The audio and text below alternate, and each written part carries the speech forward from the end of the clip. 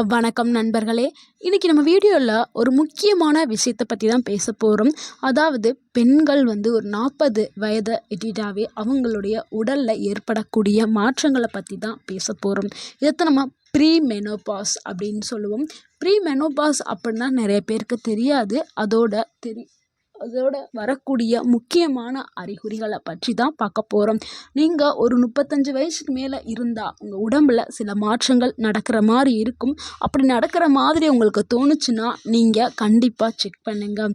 சில நேரங்களில் கோபம் வரும், சில நேரங்களில் தூக்கம் வரும், சில நேரங்களில் நம்ம போய் தூங்கினாலும் தூக்கமே வராது. இது எல்லாமே நம்ம என்ன நினைப்போம், ஒரு சாதாரண விஷயம் தானே, இதெல்லாம் ஆட்டோமேட்டிக்காக நடக்கக்கூடியது தானே அப்படின்னு நினைப்போம். இது சாதாரண விஷயம் இல்லைங்க.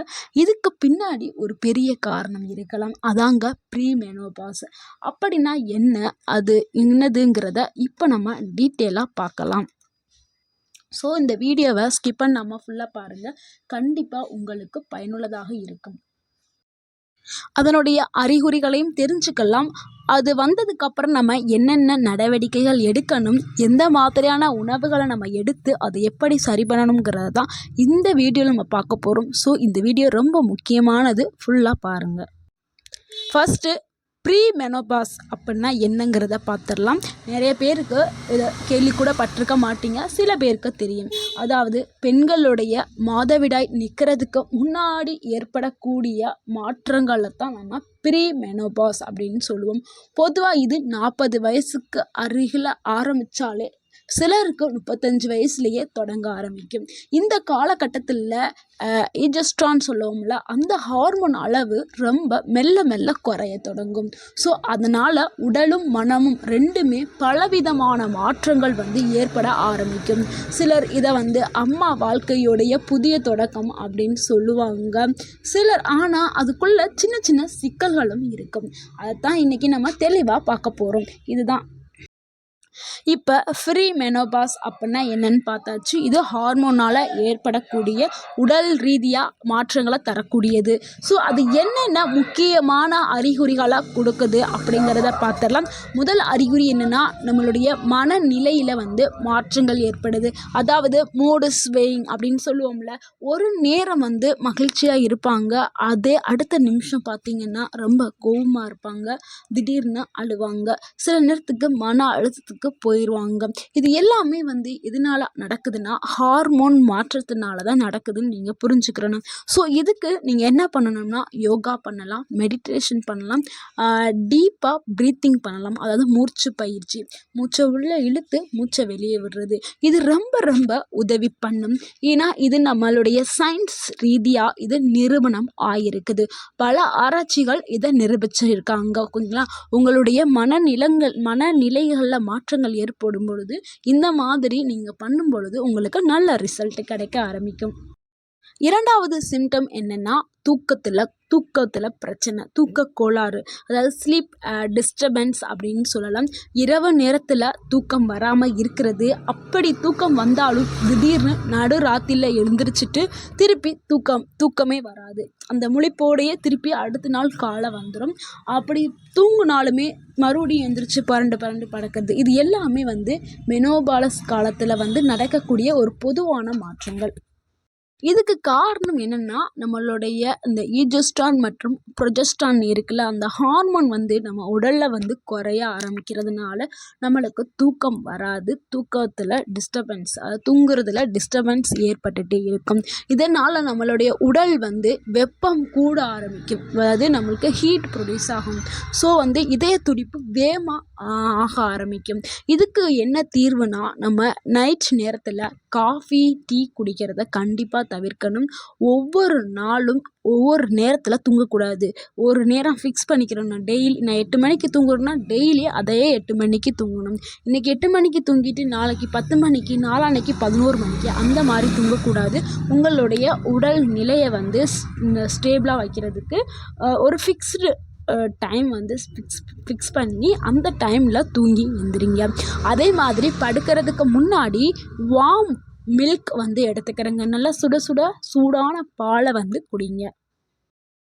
அடுத்து மூணாவது சிம்டம்ஸ் என்னென்னா, மறதி உணர்வுங்க. இதை நம்ம என்ன சொல்லுவோம், மெமரி லாஸ்ன்னு சொல்லுவோம், இல்லை பிரெயின் ஃபாக் அப்படின்னு சொல்லுவோம். சில நேரம் சொல்கிறதுக்கு வார்த்தைகள், அதாவது நம்ம ஏதாவது பேசிகிட்டே இருப்போம், நம்ம பேச வந்த வார்த்தையை கூட மறந்துடுவோம். அந்த அளவுக்கு வந்து மறதி ஏற்படும்.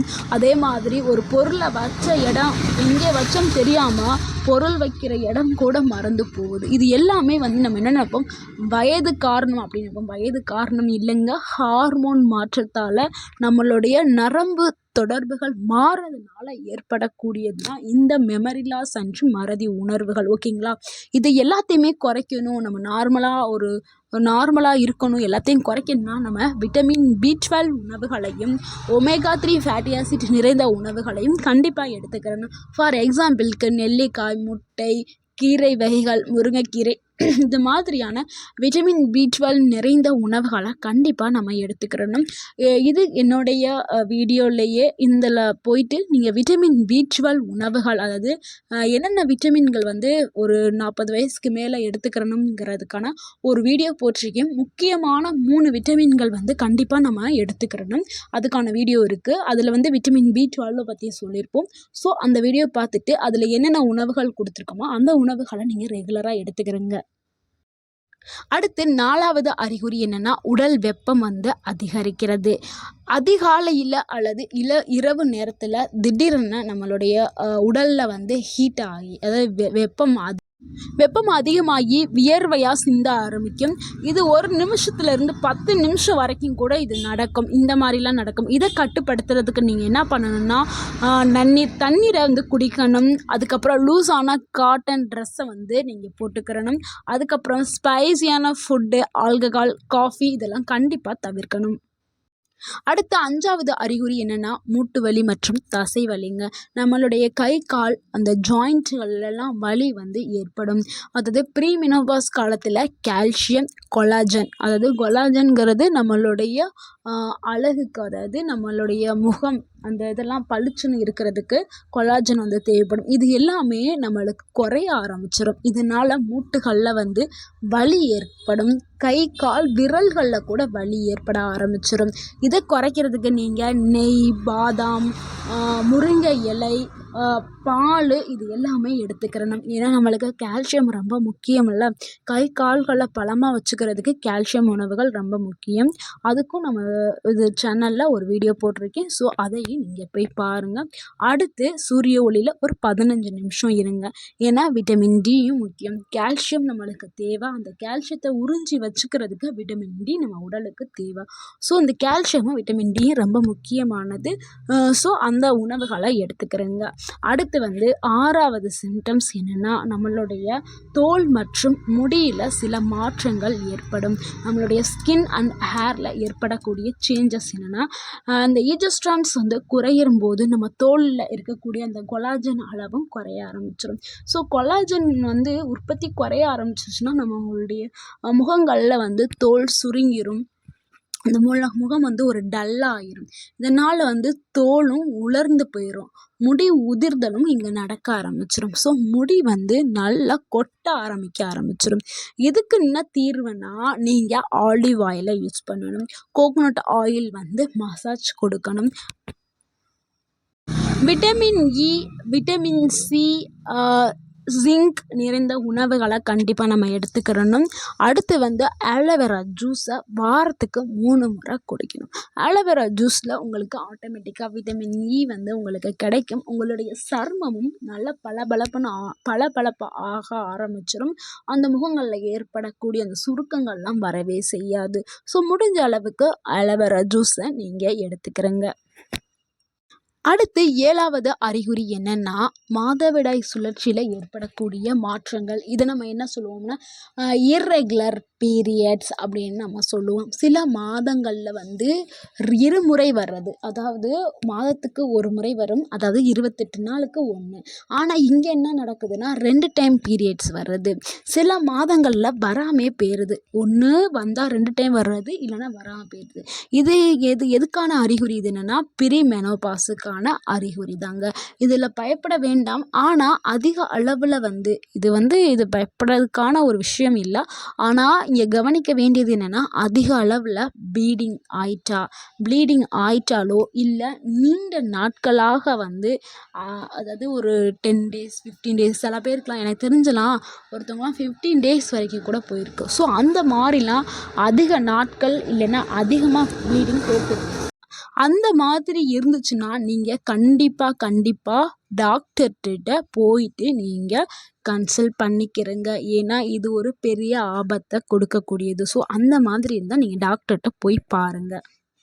இது எல்லாத்தையுமே நம்ம இயற்கையாக சமாளிக்கிறதுக்கு சில வழிகள் இருக்குது. ஃபஸ்ட்டில் உணவில் மாற்றங்களை செய்யுங்க. அதுக்கு ஆளி விதைகள் உணவில் சேர்த்துக்கிறங்க. அதுக்கப்புறம் சீசேம் சீடு, அதாவது சீசேம் சீடுனா எள்ளு விதைகள், அதாவது கருப்பு எள்ளு இருக்குல்ல, கருப்பு எள்ளை உணவில் கண்டிப்பாக சேர்த்துக்கிறணும். அதாவது கருப்பு எள்ளை கருப்பு எள்ளு சட்னி, எள்ளு உருண்டை இந்த மாதிரி சாப்பிட்டுக்கிறங்க. அடுத்து சோயா பீன்ஸை கண்டிப்பாக நம்ம உணவில் சேர்த்துக்கிறணும். அடுத்து இது எல்லாத்துலேயுமே இயற்கையாகவே நம்மளுக்கு ஈஜோஸ்ட்ரான் இந்த பொருட்களில் இருக்குது. ஸோ நம்மளுக்கு அந்த ஈஜோஸ்ட்ரான் குறையும் போது இந்த உணவுகளை நம்ம எடுத்துக்கிற பொழுது அது நம்ம உடலுக்கு கிடைக்க ஆரம்பிக்கும். அப்புறம் நிறையா ஃப்ரூட்ஸ் எடுத்துக்கிறோங்க. அடுத்து நிறையா வெஜிடபிள்ஸ் எடுத்துக்கிறோங்க. ஆலிவ் ஆயிலை உணவில் சேர்த்துக்கிறோங்க. நம்ம மற்ற அந்த கடலெண்ணெய், மற்ற ஃபார்ம் ஆயில், சன்ஃப்ளவர் ஆயில், இது மாதிரி நிறைய ஆயில்ஸ் இருக்குது. அதெல்லாம் கொஞ்சம் அவாய்ட் பண்ணிவிட்டு ஆலிவ் ஆயிலையும் சீசேம் ஆயில் இருக்குல்ல, நல்லெண்ணெய், அந்த நல்லெண்ணெயுமே நீங்கள் செக்கில் வாங்கி அந்த மாதிரி வாங்கி சேர்த்துக்கிறோங்க. அது கூடவே உணவில் கீரை வகைகளை ஆட் பண்ணிக்கிறோங்க. முக்கியமாக முருங்கை. அடுத்து இது கூடவே சில எக்ஸசைஸையும் பண்ண ஆரம்பிங்க.